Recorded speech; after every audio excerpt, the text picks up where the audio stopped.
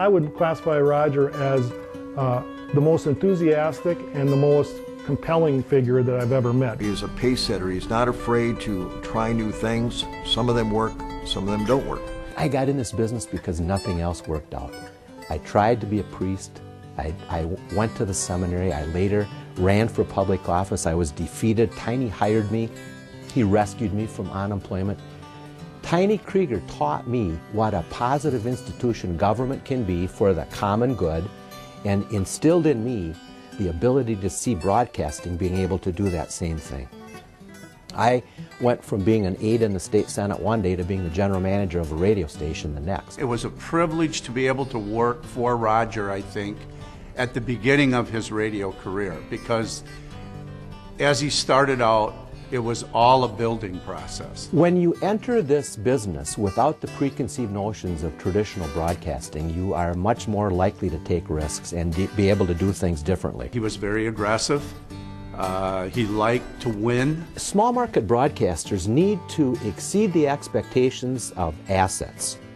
And I consider our assets to be listeners who don't have to listen, advertisers who do not have to advertise with us, and readers to our e-paper who do not have to subscribe to DoorCountyDailyNews.com.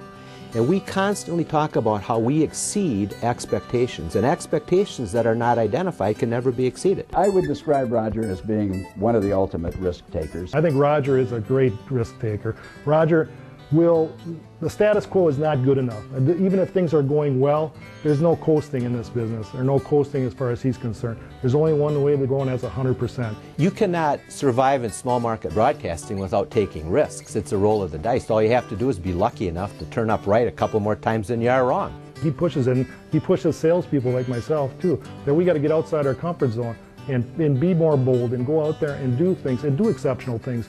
Because he always says, you know, the little sale or the little things, they don't inflame the heart. He's never been afraid to take a chance and try, and that's what's made him one of the great guys in the industry.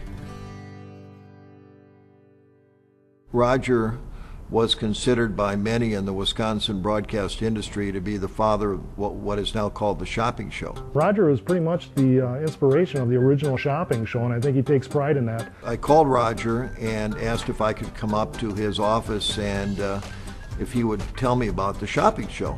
The shopping show is successful because it's a win-win-win for all parties. It's a win for the radio station who generates revenue, a win for the listener who saves money, and a win for the clients who can advertise without having to write out a check. That's a trifecta win. In an hour he taught me about the shopping show, and thanks to Roger, our company has made hundreds of thousands of dollars over those years because of his training. I think something that really turns Roger on to broadcasting is sharing his knowledge and his experience.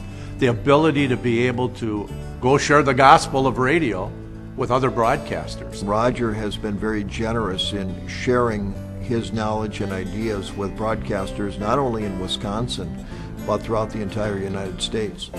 And I think that's what makes Roger Utnehmer very special.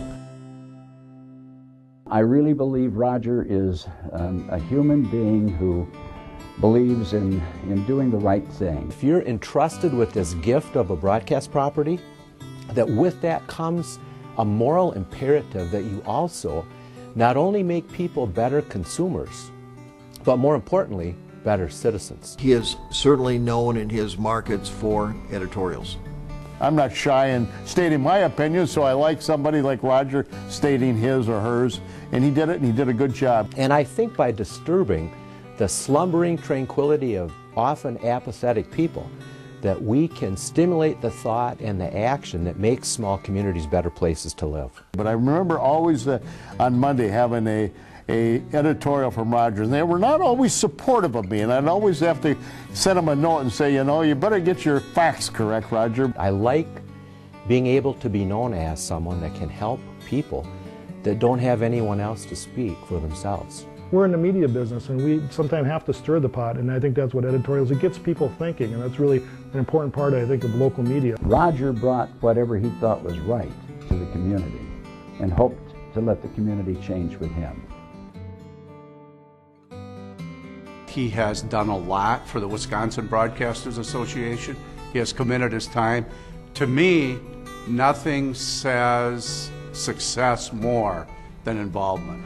Roger has been a significant influence on the Wisconsin Broadcasters Association and the WBA board. He has encouraged gender equity, he's encouraged diversity. I've enjoyed my years of service as a member of the board of the Wisconsin Broadcasters and the Foundation because it expands horizons. Roger's also made a significant impact at the state legislative level. He's been our state legislative chair for many years. No one motivates like Roger does. No one tells a story like Roger does. No one gives a sales pitch like Roger can.